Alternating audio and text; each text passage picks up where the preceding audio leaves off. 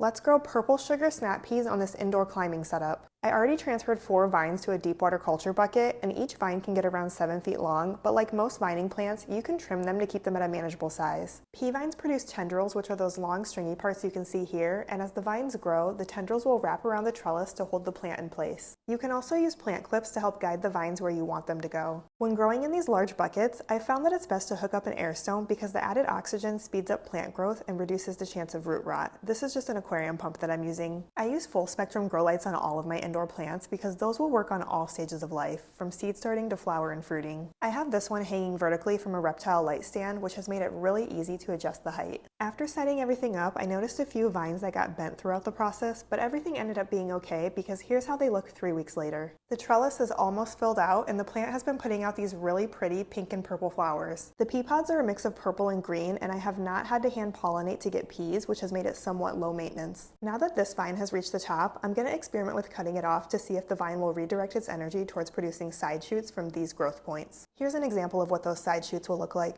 Because the tendrils are getting messy and I've been on top of weaving the vines in and out of the trellis, I started cutting them off for a much cleaner look. Here's an updated view of the plant 1 week later. You can already see the side shoots coming in since trimming the vines, which will make for a bushier plant. I really like growing peas indoors as a low maintenance fruiting plant option, but they do need something to climb. Be sure to follow for more ideas of different foods you can grow indoors.